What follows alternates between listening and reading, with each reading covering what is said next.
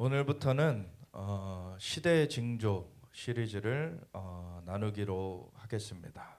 그래서 시대의 징조, 오늘은 개론이 될 것인데 마태복음 16장의 말씀을 가지고 우리가 함께 개괄적인 걸 보겠고, 앞으로 시대의 징조의 구체적인 내용들을 우리가 보아 나갈 것입니다. 그래서 마태복음 16장 1절부터 28절까지 함께 읽고 기도하고 나누겠습니다. 마태복음 16장 1절부터 함께 읽겠습니다. 바리새인과 사두개인들이 와서 예수를 시험하여 하늘로부터 오는 표적 보이기를 청하니, 예수께서 대답하여 이르시되 너희가 저녁에 하늘이 붉으면 날이 좋겠다 하고 아침에 하늘이 붉고 흐리면 오늘은 날이 굳겠다 하나니, 너희가 날씨는 분별할 줄 알면서 시대의 표적은 분별할 수 없느냐?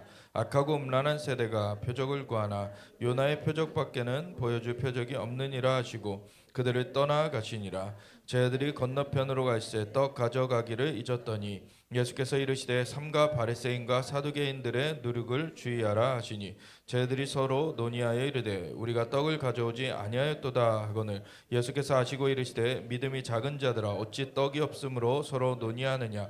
너희가 아직도 깨닫지 못하느냐? 떡 5개로 5,000명을 먹이고 죽은 것이 몇 바구니며 떡 7개로 4,000명을 먹이고 죽은 것이 몇 광줄이었는지를 기억하지 못하느냐? 어찌 내 말한 것이 떡에 관함이 아닌 줄을 깨닫지 못하느냐? 오직 바리새인과 사두개인들의 누룩을 주의하라 하시니, 그제서야 제자들이 떡의 누룩이 아니요 바리새인과 사두개인들의 교훈을 삼가라고 말씀하신 줄을 깨달으니라. 예수께서 빌립보 가이사라 지방에 이르러 제자들에게 물어 이르시되 사람들이 인자를 누구라 하느냐? 이르되 더러는 침례 요한, 더러는 엘리야, 어떤 이는 예레미야나 선지자 중에 하나라 하나이다. 이르시되 너희는 나를 누구라 하느냐? 시몬 베드로가 대답하여 이르되 주는 그리스도시요 살아계신 하나님의 아들이시니이다. 예수께서 대답하여 이르시되 바요나 시몬아, 내가 복이 있도다. 이를 내게 알게 하는 이는 혈육이 아니요 하늘에 계신 내 아버지시니라. 또 내가 내게 이르노니 너는 베드로라. 내가 이 반석 위에 내 교회를 세우리니 음부의 권세가 이기지 못하리라. 내가 천국 열쇠를 내게 주리니 내가 땅에서 무엇이든지 매면 하늘에서도 매일 것이요 내가 땅에서 무엇이든지 풀면 하늘에서도 풀리리라 하시고, 이에 제자들에게 경고하사 자기가 그리스도인 것을 아무에게도 이르지 말라 하시니라. 이때로부터 예수 그리스도께서 자기가 예루살렘에 올라가 장로들과 대제사장들과 서기관들에게 많은 고난을 받고 죽임을 당하고 제3일에 살아나야 할 것을 제자들에게 비로소 나타내시니, 베드로가 예수를 붙들고 항변하여 이르되 주여 그리 마옵소서, 이 일이 결코 주께 미치지 아니하리이다. 예수께서 돌이키시며 베드로에게 이르시되 사탄아, 내 뒤로 물러가라. 너는 나를 넘어지게 하는 자로다. 내가 하나님의 일은 생각하지 아니하고 도리어 사람의 일을 생각하는도다 하시고, 이에 예수께서 제자들에게 이르시되 누구든지 나를 따르려거든 자기를 부인하고 자기 십자가를 지고 나를 따를 것이니라. 누구든지 제 목숨을 구원하고자 하면 잃을 것이요 누구든지 나를 위하여 제 목숨을 잃으면 찾으리라. 사람이 만일 온 천하를 얻고도 제 목숨을 잃으면 무엇이 유익하리요? 사람이 무엇을 주고 제 목숨과 바꾸겠느냐? 인자가 아버지의 영광으로 그 천사들과 함께 오리니 그때 각 사람이 행한 대로 갚으리라. 진실로 너희에게 이르노니 여기 서 있는 사람 중에 죽기 전에 인자가 그 왕권을 가지고 오는 것을 볼 자들도 있느니라. 아멘. 하나님 감사합니다. 주님의 말씀은 진리입니다. 진리의 말씀을 우리에게 새겨주시고 주님 진리의 말씀을 깨닫게 하여 주시고 진리의 말씀대로 살 수 있도록 인도하여 주시옵소서. 하나님의 영이신 성령님만이 그 일을 행하실 수 있습니다. 성령님 마음껏 운행하여 주시옵소서. 우리가 주님께 순종하겠습니다. 감사드리며 예수 그리스도의 예수와 마시아 이름으로 기도드렸습니다. 아멘. 우리 마태복음 16장을 보면은요, 여러 가지 좀 친숙한 얘기들이 또 나오죠. 근데 처음에 이렇게 시작을 해요. 바리새인과 사두개인들이 와서 예수를 시험하여 하늘로부터 오는 표적 보이기를 청하니, 이렇게 처음에 시작이 됩니다. 바리새인들과 사두개인들은 대표적인 종교 지도자들, 종교 그 분파들이죠. 그래서 사두개인들과 바리새인들 둘 다 종교의 영에 사로잡혀 있는 그러한 자들인데, 사두개인들과 바리새인들의 차이가 무엇이냐? 대표적인 차이가 부활에 대한 그 인식이에요. 사두개인들은 그래도 부활이 있다라고 생각을 해요. 그 바리새인들이. 근데 사두개인들은 부활이 없다라고 생각을 하죠. 그래서 지극히 세속적인 그러한 것을 표방하는 그런 그룹이 사두개인들입니다. 그래서 이 땅에서 직임도 돈 주고 사고 그렇게 해가지고 이 예수님의 시대, 예수님의 초림 때에 제사장의 직분을 샀던 자들이 이 사두개인들이었어요. 그래서 그걸 사서 활동을 하고 있었지만 바리새인들은 그것과 또 다르게 바리새인들은 자기네들은 율법에 정통하다. 율법대로 살아야 된다. 그러면서 사두개인들은 뭐 세속적이다라고 그렇게 손가락질을 하긴 했지만 바리새인들은 또 다른 편으로 어긋나 있었어요. 왜냐하면 자기네들이 율법을 잘 지킨다고 하는 것이 예수님께서 책망하신 바 너희가 근체와 회양과 박하의 11조까지도 드리는 그러한 육체의 열심은 있는데 더 중한 바 의와 인과 신은 버렸도다. 그 중심에는 하나님의 말씀을 따르지 않아요. 겉으로는 하나님의 말씀을 따르는데 그 중심에서는 그 의와 인과 신, 진짜 더 중요한 거, 의가 있어야 되고 그 인, 그 자비가 있어야 되고 그리고 신, 믿음이 있어야 되는데 그런 것들이 없는 채로 겉모습만 꾸몄던 그러한 바리새인들을 예수님은 회칠한 무덤이라 그러셨어요. 속에는 송장이 썩어가고 있다. 겉에는 번지르하게 회칠을 해가지고 겉모습은 괜찮은데 그 겉모습이 괜찮은 것과 달리 속에는 그 의와 인과 신은 버려버려서 하나님의 뜻과 상관없는 그 송장이 썩어가는 상황이 되어 있는 게 바리새인들이었어요. 그래서 예수님께서도 그들이 말하는 것은 너희가 듣거니와 그들의 행동, 그들의 삶을 본받지 말아라. 왜냐하면 그들의 속에는 올바른 동기가 아니고 그 올바른 그러한 인도를 따르는 것이 아니기 때문에 그걸 따라가지 말고 근데 겉으로는 바른 말을 하고 있으니까 그거는 그대로 똑같이 지켜야 되지만 예수님께서 말씀하신 것은 너희가 서기관과 바리새인들의 의보다 더 낫지 아니하면 결단코 천국에 들어갈 수 없다 그러셨어요. 마태복음 5장, 6장, 7장 산상수훈에서 말씀하신 거죠. 그래서 너희가 살인하지 말라 하는 말을 들었거니와 너희 마음에 형제를 미워하면 이미 살인한 거다. 예수님은 그렇게 말씀하세요. 그래서 마음으로 그렇게 하나님의 법을 지키는 게 진짜 법을 지키는 거지 마음은 딴 데가 있고 겉으로만 그 형식으로 지켰다고 해서 하나님의 말씀을 지킨 게 아니라는 것을 예수님은 지적을 했습니다. 그래서 진짜 서기관과 바리새인들이 겉으로만 모양을 취하는 그렇게 형식만 취하는 그것보다 더 나은 의 너희 마음으로 진짜 하나님의 말씀을 따르는 그 의가 되어지지 아니하면 천국에 들어갈 수 없다. 근데 마음으로 죄짓지 않는 사람이 없는 거예요. 나쁜 생각을 하나도 안 하는 사람이 없는 것입니다. 왜냐하면 아담과 하와가 선악과를 먹고 나서는 인류 안에 원죄가 있어가지고 자신도 모르는 사이에 나쁜 생각들을 하게 돼요. 그거를 빈번하게 하는 사람이 있고 어쩌다 한 번씩 하는 사람이 있는 차이가 있는 거지. 그리고 어떤 사람은 그 생각을 하는 거를 행동으로 옮겼기 때문에 범죄자로 그 심판을 받아가지고 감옥에 갇히는 일도 있고 그런 거지. 그 겉으로 안 드러났다고 해서 그 마음에도 아무 거리끼는 것이 없는 아무 나쁜 생각을 한 번도 한 적이 없는 사람은 없습니다. 사실 사람은 다 죄인이에요. 의인은 없나니 하나도 없도다. 그릇된 생각을 가진 그러한 면들이 조금이라도 있는 그런 것이 인간의 모습입니다. 그래서 온전한 마음이 되어지지 아니하면 하나님께로 갈 수가 없는데 의라는 것은요 이 관역으로 설명을 많이 하죠.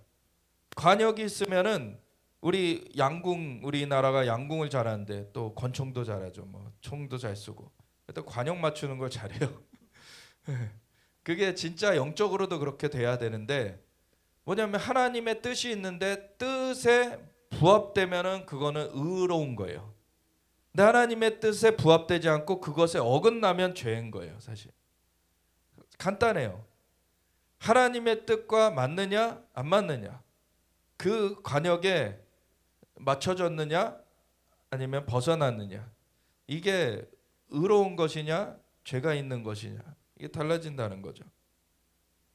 하나님의 뜻은 정말 내가 완전하니 너희도 완전하라 그러셨어요. 근데 인간 스스로 완전할 수가 없어요.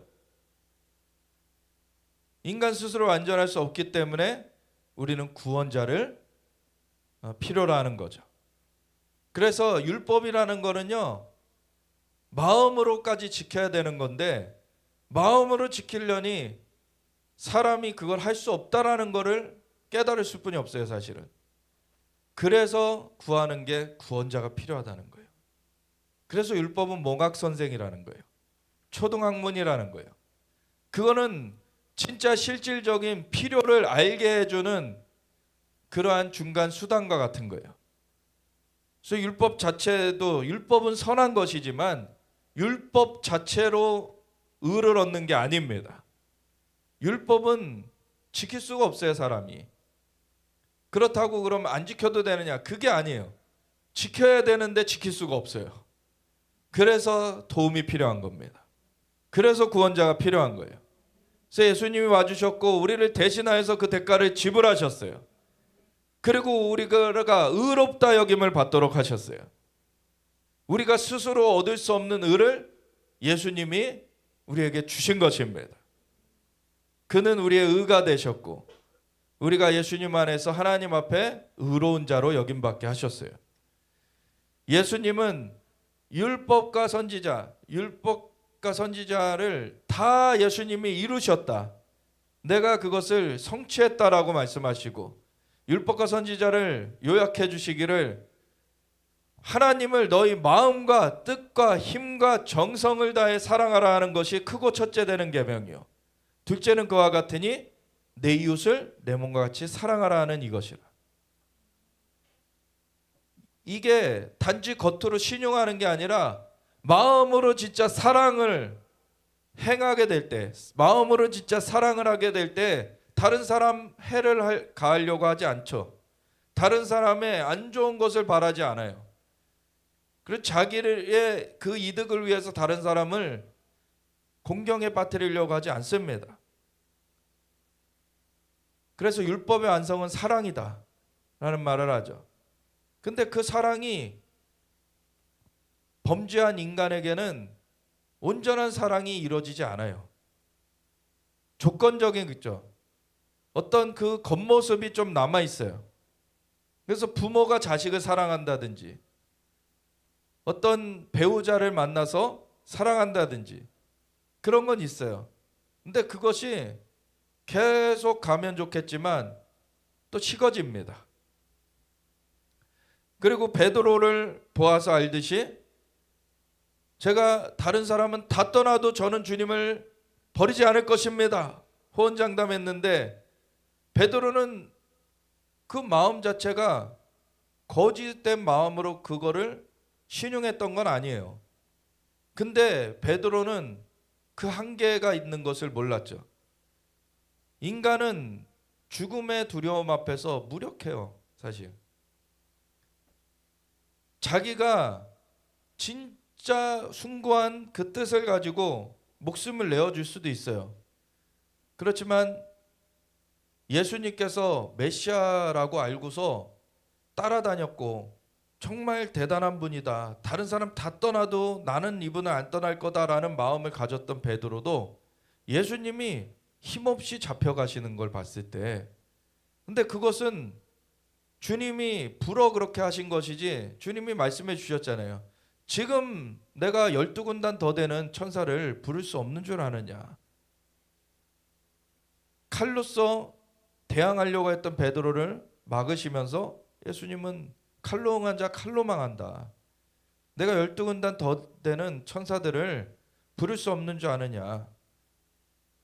칼을 도로 집어넣어라. 그거를 멈추시고서는 베드로가 베어낸 그 말고의 길을 집어다가 말고에게 다시 붙여주세요. 그리고 잡혀가십니다. 근데 그렇게 되니까 베드로가 어떻게 보면 호기롭게 예수님 누가 해코지 하려고 그러면 자기가 호위무사처럼 나서가지고 그거를 막아주고서는 자기는 그러다가 싸우다가 장렬하게 전사를 하더라도 그렇게 하겠다라는 마음은 있었을지 모르겠어요. 실제로 그렇게 행동을 했었죠. 근데 예수님이 멈추시고서는 잡혀가셨어요, 그냥. 그랬을 때 베드로가 갑자기 멘붕이 온 거예요, 사실. 베드로는 어떻게 해야 될지 모르죠, 이제. 자신의 그 대장은 잡혀가요. 그리고 사형 선고를 받을 것 같아. 그런 가운데 그 일당도 잡으려고 하는 그 사람들 앞에서 너도 같은 도당 아니냐 질문을 받았을 때 부인해버리죠. 나 아니다. 작은 소녀가 와서 물어봐도 막 저주하면서 화내면서 나 아니라니까. 그렇게 되죠. 인간의 그 내면이 온전치 못합니다. 온전하게 그 무조건적으로 사랑할 수 있는 내면이 아니라는 거예요. 그러니까 조건이 바뀌어버리니까 참 그전까지는 아무도 건드릴 수 없었던 분이고 그전까지는 온갖 기적들을 행하면서 사람들의 칭송을 받으셨고 화려한 그런 모습들을 따라갔던 그런 것에서 이분을 위해서는 내가 싸우다 죽을 수도 있다 이런 생각까지 할 수 있었겠죠. 근데 검을 집어넣어라. 그러고서 잡혀가세요. 그랬을 때 베드로는 갈 길을 잃어버렸어요. 이제 어떻게 해야 될지 몰라요. 싸우지도 말아야 되고 그런 상황에서 그냥 저렇게 잡혀가서 자기도 죽임당하는 건 너무 두려운 일이에요. 또. 그러니까 예수님을 부인해요. 철저하게 실패를 해버리죠. 인간이라는 존재는 그러한 존재라는 거예요, 사실. 그러한 존재. 예수님과 동고동락했던 그런 자 중에서도 으뜸이라고 했던 그 베드로조차도 그렇게 될 수뿐이 없었을 정도로 인간이란 존재가 사실 스스로 이 목숨의 위협 앞에서 어떻게 될지 모르는 거예요. 근데 그랬던 베드로가 성령을 받으니까 목숨의 위협을 넘어서 버리죠. 아무리 위협해도 베드로는 잘 거 자버려요. 그냥 이제 옥에 갇혀서 언제 처형될지 모르는데 자고 있으니까 쳐가지고 옆구리를 차버리죠. 그래가지고 깨워요. 그래서 따라와. 그래가지고서 옥문이 열리고 나와서 보니까 이게 막 비몽사몽간에 하여튼간 따라갔는데 이제 나왔어. 그러고 보니까 천사였구나. 이제는 완전 달라져 있죠, 사실 베드로가. 그래서 우리 스스로 할 수 없는 거를 그거를 대신해 주신 분이 예수님이세요. 우리 스스로 의롭다 할 수가 없어요. 그래서 율법을 우리가 지켜야 되지만 율법을 스스로 마음으로까지 완전하게 지켜야 되는데 마음으로 지킬 수 없어요. 근데 우리가 마음에 예수님을 모셔드리면 예수님은 온전하세요. 그분이 다 이루셨어요. 그래서 우리가 의롭게 되는 거예요. 그게 구원인 거죠. 근데 바리새인들은 그러한 과정을 거부했어요. 스스로 의롭게 된다라고 착각을 했죠. 율법을 정통하다, 율법에 정통하다라고 했지만 사실 겉모양만 흉내냈지 율법을 중심으로 지키질 않았어요.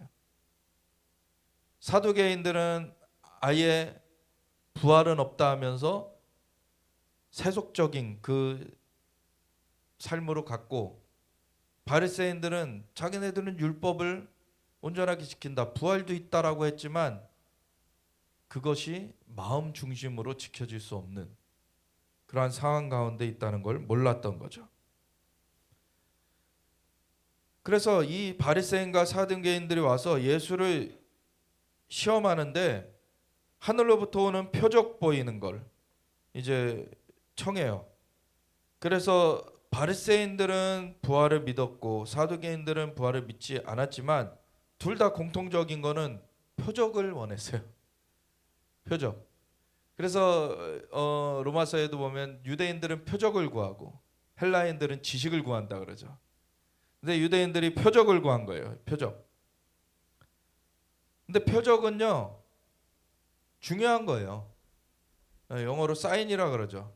우리가 표지판, 우리 길을 갈 때 차를 운전해서 가다 보면은 여기로 빠져야지 어느 길로 간다. 그런 표지판을 잘 봐야지 길을 잘 찾아갈 수가 있잖아요. 요즘엔 뭐 내비게이션을 켜긴 하지만 내비게이션이 없다 하면은 사실 표지판을 보고서 그 안내대로 길을 들어야지 그 길로 갈 수가 있어요. 그래서 표지판과 같은 역할을 하는 거. 그게 사인. 이 표지판은 사인보드고 이 표지 그거가 바로 사인이죠. 사인. 근데 사인은 중요한 건데, 근데 사인이 이 바리새인과 사두개인들이 생각하던 사인과 하나님이 주신 사인이 달랐어요. 예를 들어 저도 야구를 좋아하진 않아서 잘 모르는데 야구 보면은 이게 그 포수가 막 손가락 막 이렇게 하잖아요. 막 감독이 막 팔 두드리고 그러면 이 팀마다 다 이게 뭐 다 있다 그러더라고요. 다 그래서 다른 팀이 모르는 걸로 이렇게 다 정해진 그런 게 있다 그러더라고요. 근데 이게 팀이 다르면은 사인을 못 알아보는 거죠. 팀이 달라버리면. 그런 것처럼 하나님의 사인을 이 사두개인들과 바리새인들은 알아볼 수가 없었어요. 이게 같은 팀이 되지 못한 거죠. 그 표적 보이기를 청했는데 예수께서 대답하여 이르시되 너희가 저녁에 하늘이 붉으면 날이 좋겠다 하고 아침에 하늘이 붉고 흐리면 오늘은 날이 굳겠다 하나니 너희가 날씨는 분별할 줄 알면서 시대의 표적은 분별할 수 없느냐. 너희가 자연적인 그 날씨는 사인들이 나타나잖아요. 사실 나이 드신 분들은 아주 정확하게 날씨를 맞추시는 것 중에 하나가 관절이 쑤시면 예, 비 올 것 같다. 예, 맞추세요. 근데 이런 그 저녁에 하늘이 붉으면 뭐 지역마다 조금의 차이는 있겠죠. 대체적으로 어떤 사인이 보여지면 그 다음에 어떤 날씨가 오겠구나 이런 것들이 좀 파악이 되는 것들이 있어요. 통계적인 거죠, 그거는. 그래서 그거를 보면은 이 사인을 봤을 때 날씨가 이렇게 되는구나. 이렇게 자연적인 사인은 너희가 관심을 갖고 그거를 알아채는데 왜 시대적인 사인, 시대적인 표적은 분별할 수 없냐? 이거는 영적인 표적이죠. 이 영적인 표적은 근데 영적으로만 나타난 것이 아니라 영적인 사실을 나타내는 자연적인 표적이에요. 그게 뭐냐면은 악하고 음란한 세대가 표적을 구하나 요나의 표적밖에는 보여줄 표적이 없느니라. 요나의 표적이 너희한테 보여줄 표적이다. 요나의 표적이 무엇을 말하는 겁니까? 죽었다가 3일 만에 부활되는 표적이에요. 요나는 죽었던 건 아니고 물고기 뱃속에 들어갔다가 3일 만에 나타난 건데 예수님께서는 이제 무덤 가운데 3일 동안 묻히셨다가 3일 만에 부활하실 것이었어요. 그것이 표적이다. 이 부활의 표적. 이것을 주신다는 거예요. 그렇게 하시고 그들을 떠나가셨어요. 그리고 제자들과 함께 건너편으로 가셨는데 제자들이 떡 가져가기를 잊었어요. 왜냐면 이제는 사람들이 막 몇천 명씩 막 모여 들고 그랬어요. 이제 예수님 말씀하시는 곳에 장정만 5천 명이라는 거는 결혼한 남자가 5천 명이니까 거기에 막 여자들 아이들까지 치면은 10,000명이 넘게 있었을 거예요. 그런 사람들에게 이제는 먹을 것들을 제공해야 되는데 먹을 것들을 제공하는 것이 되어져야 되는데 어느 날은 그 먹을 걸 줄 게 없었죠. 그래서 저 마을 가서 사야 되겠습니까? 막 물어보기도 했는데 너희에게 있는 것이 뭐냐? 소년이 하나가 도시락을 갖고 왔는데 물고기 2마리하고 보리떡 5개가 있습니다. 그걸 나한테 줘라. 그리고 축복하시고 떼어 주시는데 갖다 줘라 했더니 나눠주는데 안 줄어요. 계속 나와. 그래서 5,000명을 먹이고서도 12바구니를 건져줘. 그거를 걷어요. 그리고 그 다음에 또 4,000명을 먹여요. 이번에는 7병이어의 기적이죠. 그래서 물고기 2마리는 똑같은데 이제는 보리떡이 7개가 됐어요. 7개. 그걸 가지고서는 또 떼고 떼주는데 안 줄어. 그래서 4,000명을 다 먹이고서는 또 7강주리를 남겨요. 그렇게 하니까 참 놀라워하면서 제자들이 참 이것을 직접 그 현장에서 자기네들의 손으로 나눠줬는데 그러한 일들이 벌어지는 것을 경험을 했죠. 근데 이제 또 건너편으로 갈 때 떡 가져가기를 잊었는데 예수께서 이르시되 이제 삼가 바리새인과 사두개인들의 누룩을 주의하라. 누룩이라는 거는 이제 효모, 이제 빵 만들 때 쓰잖아요. 떡 만들 때 쓰잖아요.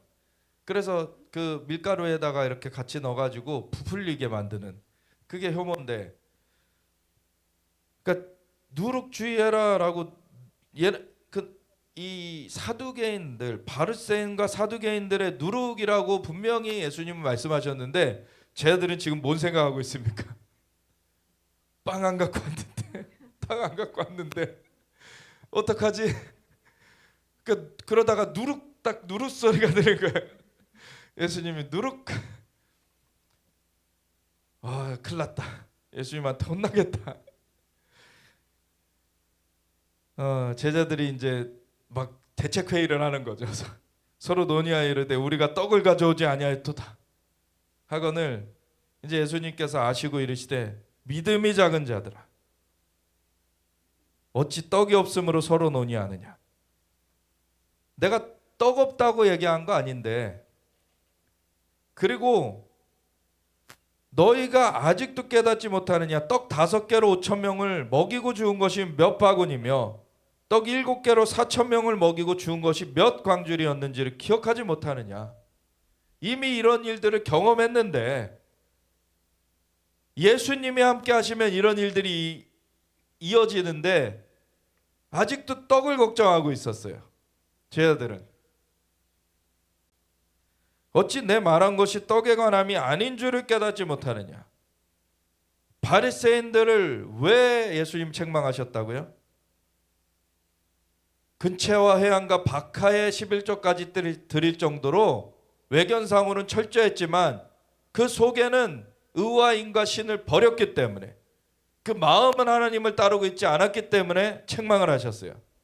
근데 이 제자들도 지금 외견에 있는 그 떡을 생각하고, 더 중요한 바 예수님이 말씀하시는 지금 바리새인과 사두개인들의 누룩을 주의하라는 그 말씀을 인식하지 못하고 겉의 것을 가지고 판단하고 있었어요. 그래서 이 겉의 것들도 예수님이 축복하셔서 나눠주라 하시니까 그 오병이어로 5,000명 먹이고서도 12바구니를 거뒀고 7병이어로 4,000명 먹이고도 7광주리를 거뒀는데 그거를 경험해 놓고서도 지금 생각을 잘못하고 있는 거예요. 그래서 이 내 말한 것이 떡에 관함이 아닌 줄을 깨닫지 못하느냐. 오직 바리새인과 사두개인들의 누룩을 주의하라 하시니 그제서야 제자들이 이제 그래도 알아듣죠.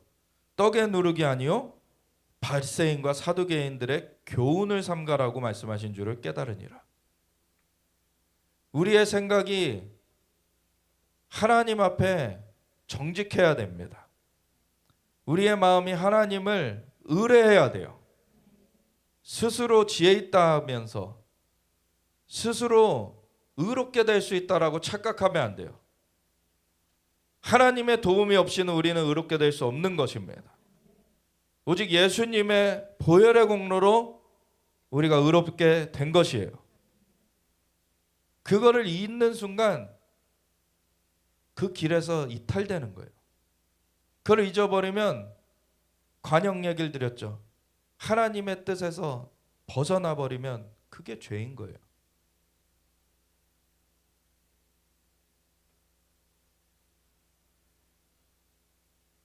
그리고 예수님이 제자들을 데리고 더 깊은 곳으로 가시는데 거기가 빌립보 가이사라였죠. 예수께서 빌립보 가이사라 지방에 이르러 제자들에게 물어 이르시되 사람들이 인자를 누구라 하느냐. 이르되 더러는 침례 요한, 더러는 엘리야, 어떤 이는 예레미야나 선지자 중에 하나라 하나이다. 이르시되 너희는 나를 누구라 하느냐. 이제 사람들이 선지자로는 칭송을 하고 있어요. 이제. 근데 예수님은 그냥 선지자가 아니죠. 예수님은 메시아세요. 예수님의 구원자 되심을 이 제자들이 알아야 되는데 그 계시가 이제 풀려지는 그런 순간이 왔습니다. 이르시되 너희는 나를 누구라 하느냐 했더니 시몬 베드로가 대답하여 이르되 주는 그리스도시요 살아계신 하나님의 아들이시니이다. 사실 시몬 베드로도 이거를 어떤 지식적으로 연구해 가지고 이 얘기를 한 게 아니죠. 그 순간에 성령이 역사하신 거예요. 그래서 예수님이 질문을 하시면서 그 답을 끌어내신 거예요. 그냥 끌어내셨는데 그 답이 끌어내질 때 베드로가 스피커와 같이 쓰여진 거예요. 그냥 네. 자기가 이거를 뭐 알아서 했던 게 아니라 그냥 성령에 말하게 하시는 게 그냥 자기 입에서 나와버린 거예요. 그래서 주는 그리스도시요 살아계신 하나님의 아들이시니다 라고 고백이 되어지니까 예수께서 대답하여 이르시되 바요나 시몬아, 요나의 아들 시몬아, 어디 다른 곳에서는 또 요한의 아들 시몬 이렇게 돼 있죠. 시몬아 내가 복이 있도다. 이를 내게 알게 한 이는 혈육이 아니요 이건 자연적인 것으로 알게 된 것이 아니라 하늘에 계신 내 아버지시니라. 하나님께서 계시를 주셔서 지금 이 고백이 나왔다는 것을 분명히 말씀하시죠. 그리고 이 계시 주는 그리스도시요 살아계신 하나님의 아들이시라는 그 계시의 반석 위에 교회를 세우리니 음부의 권세가 이기지 못하리라. 예수님을 그리스도시요 살아계신 하나님의 아들이시라고 알면은 그걸 붙들면은 우리는 구원되고 그리고 주님의 몸된 교회가 되어지는데 그 교회를 음부의 권세가 이기지 못한다는 거예요. 우리는 음부의 권세를 이기는 교회가 된다는 거예요. 내가 천국 열쇠를 내게 주리니 그래서 천국 열쇠가 교회에 주어지는데 내가 땅에서 무엇이든지 매면 하늘에서도 매일 것이요. 그래서 교회는 주님의 몸이고 만물을 충만하게 하시는 이의 충만함으로써 이 교회가 선포하는 것이 중요합니다. 이 베드로가 그 통로로 쓰임받아서 주는 그리스도시요 살아계신 하나님의 아들이시다 선포가 이루어졌던 것처럼 교회를 통해서 하나님의 계시가 선포될 때 그것이 이 땅에 역사되는 거예요. 천국 열쇠를 주는 거예요. 이제 곳간에서 내올 수 있는 거예요. 주님의 그 에베소서 1장 3절의 말씀처럼 하늘의 모든 신령한 복으로 열린 하늘 문으로 주님께서 우리에게 하늘의 모든 신령한 복으로 복 주시는 창고가 열려진 거예요. 이제는 천국은 침노하는 자의 것입니다. 이제 얼마나 그것을 찾고 그 계시를 받아서 선포하느냐, 그것이 이 땅에 얼마나 많은 것들을 풀어내느냐, 그게 달라지게 되는 거예요. 그래서 너희가 땅에서 무엇이든지 매면 하늘에서도 매일 것이요, 땅에서 무엇이든지 풀면 하늘에서도 풀리리라. 하나님께서 내가 위에서 알아서 해줄게, 이게 아니에요. 하나님은 그 길을 열어주셨고 그 길을 따라 너희가 오가면서 내게서 받아서 너희가 선포해라. 이에 제자들에게 경고하사 자기가 그리스도인 것을 아무에게도 이르지 말라 하시니라. 아직은 제자들에게만 이것을 계시하셨어요. 그리고 예수님께서 이제 십자가의 대속을 이루시면서 그리스도의 그 사명을 감당을 하시죠. 그리고 요나의 예표를 아까 얘기하셨어요. 부활하실 것이라는 거예요. 그렇게 되면은 40일 동안 살아계심을 친히 나타내시며 사람들을 만나실 때 많은 사람들이 이제 예수님이 그리스도이신 것을 분명하게 알게 돼요. 그래서 500여 명이 나중에 예수님 승천하실 때 거기에 모여서 있었죠. 그런데 예수님이 승천하시기 전에 너희는 아버지께서 약속하신 바 성령이 임하실 때까지는 이 성에 유해라, 그리고 기도해라, 이런 말씀을 하셨는데 그걸 지키고 있던 사람이 120명이었어요. 그들에게는 약속하신 성령이 처음 임하는 그 영광이 있었죠. 이 징표, 계시가 임하는 징표가 있었어요. 베드로를 통해서 주는 그리스도시요 살아계신 하나님의 아들이시니다. 갑자기 베드로가 그런 고백을 하는 것이, 이거는 혈육이 알게 한 것이 아니라 천부께서 알게 하신 것이다.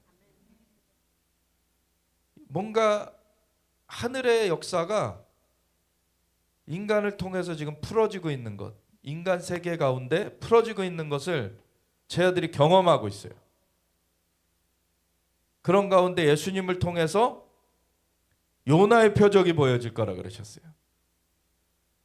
그거는 죽음을 이기고 부활하시는 그 표적인데, 그거는 인간이 가장 두려워하는 것, 그 죽음까지도 이겨버리는 예수님의 구원자 되심에 대한 확실한 증거입니다.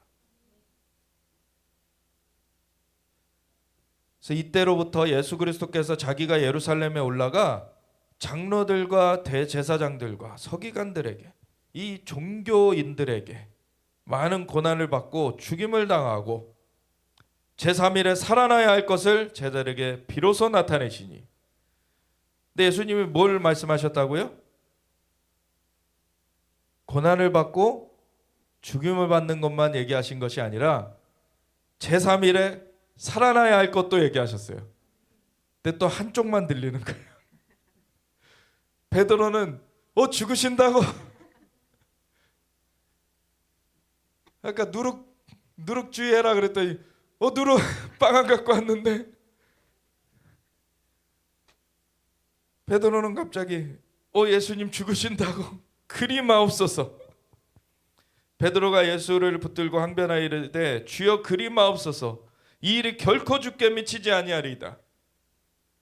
아니, 바리새인과 사두개인의 누룩을 주의하라고 그들이 표적을 구했지만 내가 줄 표적은 요나의 표적이다 얘기하셨고, 그리고 그 교훈 주의해라.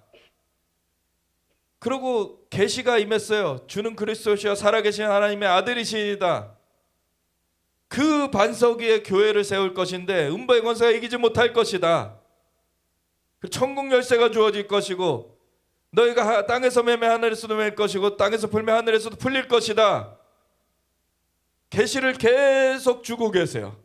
계시를 계속 주고 계시고 이제 내가 고난받고 죽을 것이지만 3일 만에 살아날 것이야 그랬는데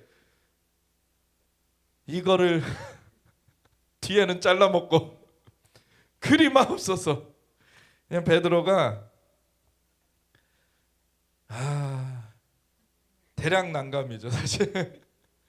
베드로가 그리 마옵소서.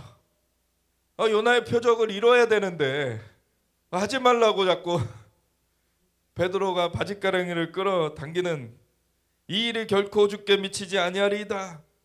아니 그걸 해야지 이제 메시아로서 선포가 되는데 이제 메시아의 사명이 그래야 완수가 되는데 이거 하지 말라니 예수님께서 돌이키시면 베드로에게 이르시되 사탄아 내들로 물러가라. 너는 나를 넘어지게 하는 자로다. 내가 하나님의 일은 생각하지 않고 도리어 사람의 일을 생각하는도다.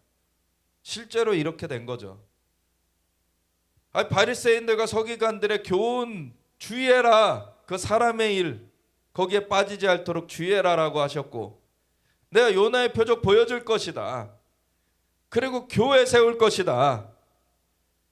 음부의 권세가 이기지 못할 것이다. 천국 열쇠도 줘서 땅에서 매매 하늘에서도 매일 것이요 땅에서 풀매 하늘에서도 풀릴 것이다. 그 전환을 예수님은 말씀해 주셨어요. 죽음에서 부활로 전환될 것이고 그러면 주님의 몸된 교회가 세워질 것이고 그러면 교회가 음부의 권세를 깨트릴 것이고 천국 열쇠를 가지고 이 땅 가운데 묻고 푸는 권세를 나타낼 것이고 하나님이 영광으로 이것을 전환을 시키시려는데 베드로는 하지 마십시오. 하지 마세요. 베드로가 아주 하루 만에 천국까지 욕을 왔다 갔다 하는 지금 상황이 된 거예요. 주는 그리스도시요 살아계신 하나님의 아들이시다 고백하는 데 쓰여져 가지고 칭찬받았다가 바요나 시모나 복이 있도다. 이를 내게 알게 한 이는 혈육이 아니요 천부께서 내게 알게 하셨다. 하나님 아버지의 계시를 풀어냈던 자였다가 갑자기 사탄의 계시를 풀어낸 자가 됐어요. 이 사람이 이렇게 될 수 있는 거예요. 우리가 지금 어느 것에 초점을 맞추고 있느냐 굉장히 중요합니다. 하나님의 일을 초점을 맞추고 있어야죠. 예수님께 초점을 맞추고 있어야 돼요. 그렇지 않으면 순간적으로 인간적으로는 이게 옳아 보이지만 그게 사탄의 계략일 수 있습니다. 그래서 마태복음 24장의 마지막 때에 대해서 예수님 말씀해 주시면서 첫 번째 경고가 뭡니까? 사람의 미혹을 주의하라. 미혹을 주의하라는 거예요. 바리새인들과 서기관들, 바리새인과 사두개인의 누룩을 주의해라. 똑같은 말씀하시는 거예요. 바리새인들 얼마나 바른 말을 했습니까? 그런데도 주의하라 그러신 거예요. 여러분 겉으로 바르게 보인다고 다 바른 게 아니에요. 하나님의 뜻이냐가 중요한 거예요.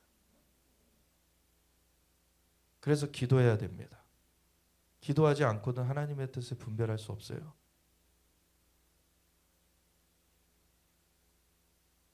베드로가 하나님께 쓰임 받아서 계시, 하나님의 계시, 주는 그리스도시여 살아계신 하나님의 아들이시니다 고백을 하는 그 영광을 누렸지만 조금 있다가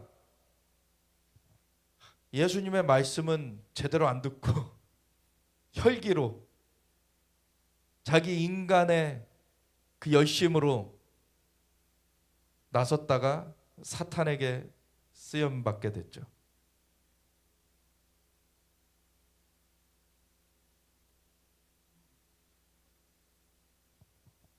그런 일을 우리가 주의해야 돼요.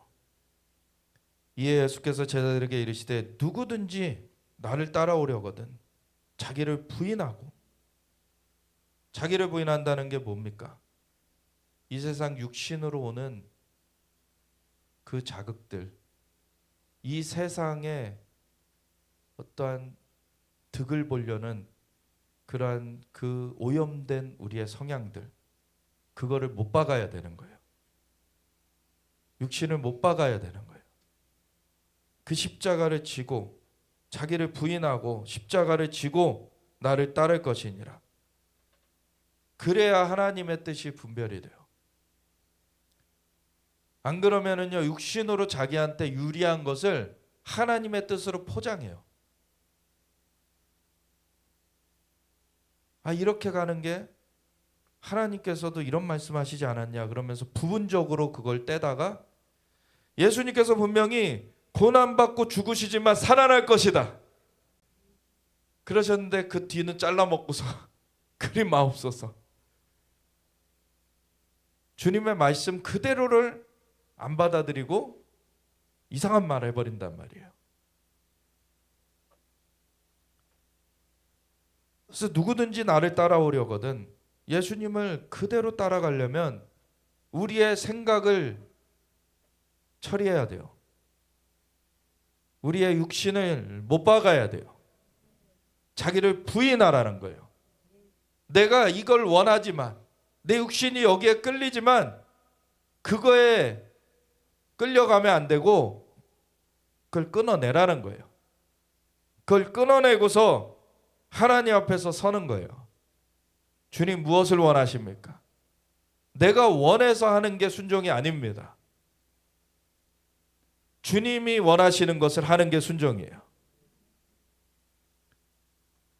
내가 원하는 것은요 섞여 있어요. 어떤 거는 되게 고상한 것 같지만 내가 육신적으로 그 말씀하지만 그 바리새인들이 사람들한테 칭송받는 것을 원해가지고 그 말씀을 쓰는 것들 같이. 그래서 금식할 때도 사람들에게 칭송받으려고 길거기에 서가지고 금식하는 걸 막 나타내고, 너희는 그렇게 하지 말라 예수님 말씀하시잖아요. 금식하는 사람은 오히려 깨끗하게 정돈하고 다녀라. 금식하는 거 티내지 말아라. 그럼 하늘에 계신 하나님께서 보시고 그가 갚으실 것이다. 우리가 누구 앞에 하는 것인지, 하나님과의 관계 속에서 우리가 이 신앙생활을 하는 거예요. 사람한테 보이려고 하는 게 아니죠. 사람한테 보이려고 하는 것은 종교생활이에요. 그걸 했던 사람들이 바리새인들과 사두개인들입니다. 사람의 미혹은요, 사람한테 보이기 위해서 이걸 해야 되지 않겠냐라고 속삭여요. 우리 코로나 시즌에 사람들에게 잘 보이기 위해서 우리도 기독교도 예배 이렇게 안전하게 해야 되지 않겠냐, 온라인으로 바꿔야 되지 않겠냐. 이게 사람의 미혹이었어요.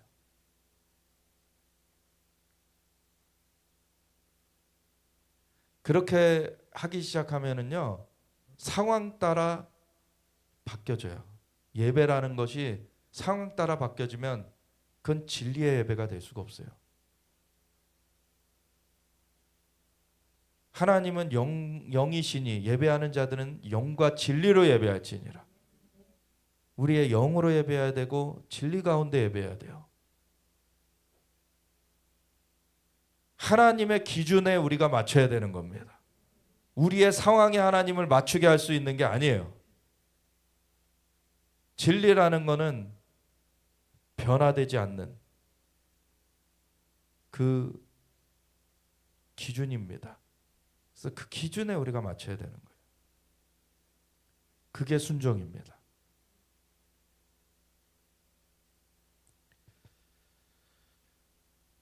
그래서 예수님을 따라가려면은 우리 육신이 부인돼야 돼요. 육신의 정욕, 안목의 정욕, 이생의 자랑.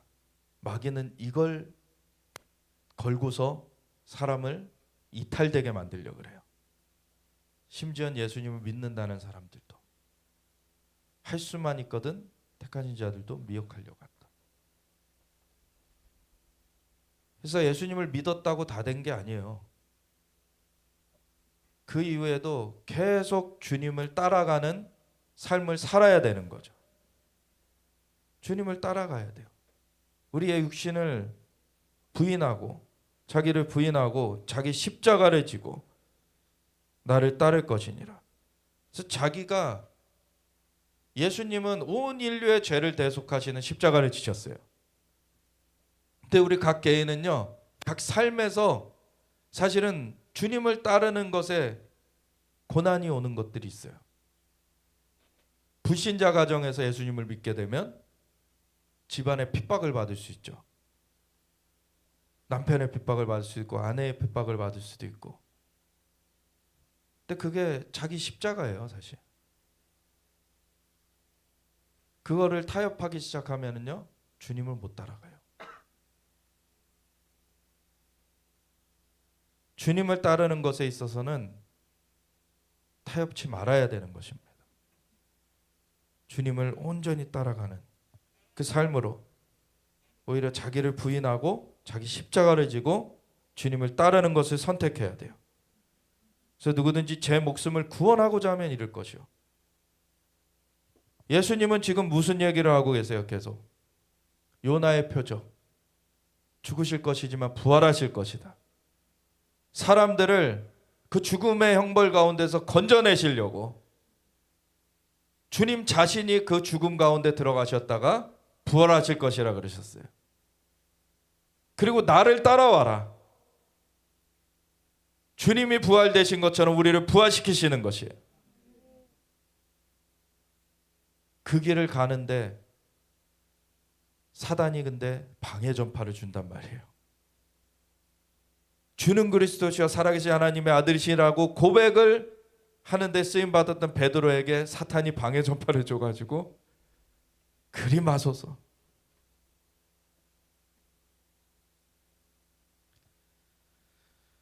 그래서 우리가 이 땅에서의 그 육신의 삶, 그거를 먼저 생각하고 있다면 주님을 따르는 선택을 못합니다.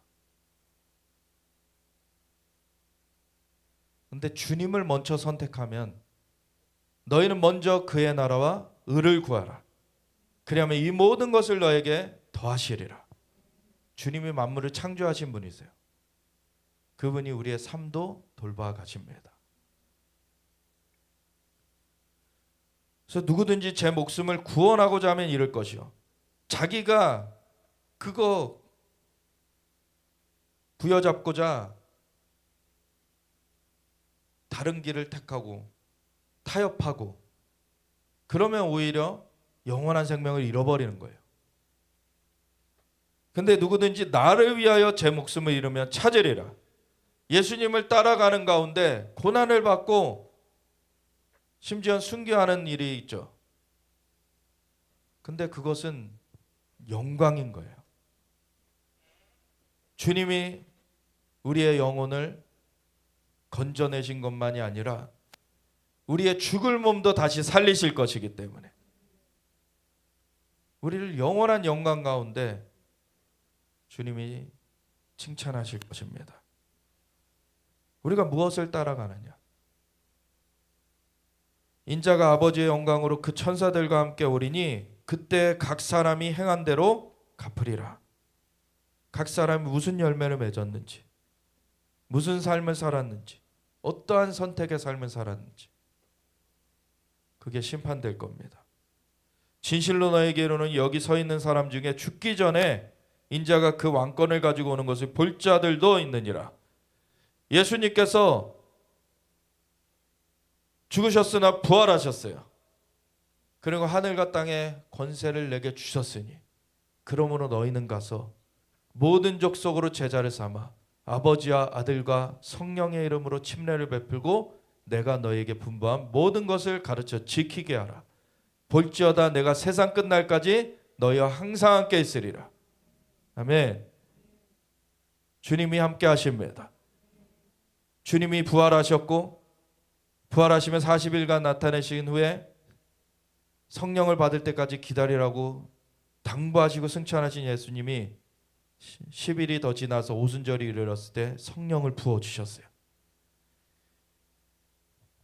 이제 예수님이 내가 세상 끝날까지 너희와 항상 함께 있으리라 하신 대로 성령으로 함께하고 계세요. 그리고 성령으로 이제 주님의 왕권이 우리를 통해서 선포됩니다. 천국 열쇠가 주어졌어요. 이제 주님의 몸된 교회를 통하여서 권세를 나타내십니다. 예수님의 그 요나의 표적, 시대의 표적을 주님이 나타내셨고 그것을 본 자들에게 주님의 그 부활하심 그 이후에 성령이 부어주심까지 그들이 받았을 때 이제 그들은 주님의 증인이 되어서 온 열방을 다니게 됐습니다. 오늘날에도 마찬가지예요. 우리가 예수님이 진짜 그리스도시요 살아계신 하나님의 아들이시라 믿는 자들이라면 예수님의 부활의 표적이 실제한 것이고 그 기반 위에서 예수님은 성령으로 지금 우리와 함께하고 계시고 그 표적, 증거가 우리 가운데 있다라는 것을 잊으면 안 돼요. 그리고 그 큰 표적 가운데 사실 치유도 일어나는 거고 기적들이 일어나는 겁니다. 그것들은 그 큰 표적에 비하면 부분인 거예요. 사실 우리의 영혼이 부활됐다, 건져졌다는 것, 예수님이 부활하신 표적을 보여주셨고 그 주님을 믿었을 때 우리의 영이 거듭났다는 것, 그것이 분명하게 증거된 것입니다. 그래서 우리 함께 기도할 때 다음부터는 이 시대적인 표적들을 조금씩 부분적으로 알아갈 텐데, 하나님 먼저는 우리 안에 주님의 표적이 이루어졌습니다. 예수님의 부활의 표적으로 말미암은 이제 주님의 이 거듭나게 하신 표적이 우리 안에 이루어져서 이제 주는 그리스도시여 살아계신 하나님의 아들이시나 고백하는 그 고백의 반석 위에 교회가 세워져서 교회에게 천국 열쇠를 주시고 하나님 주님의 권세가, 주님의 왕권이 이제 나타나게 하시는 그 영광으로 인하여 감사드립니다. 이제 우리의 삶을 통하여 정말 하나님의 계시가 선포되기 원합니다. 하나님의 나라가 선포되기 원합니다. 하나님의 표적들이 나타나지기 원합니다. 주여 역사하여 주시옵소서. 우리를 더 깨우치게 하여 주시고 완전하게 이것 가운데 강건하게 서게 하여 주시옵소서. 우리 함께 주여 외치면서 같이 기도하며 나아가겠습니다. 주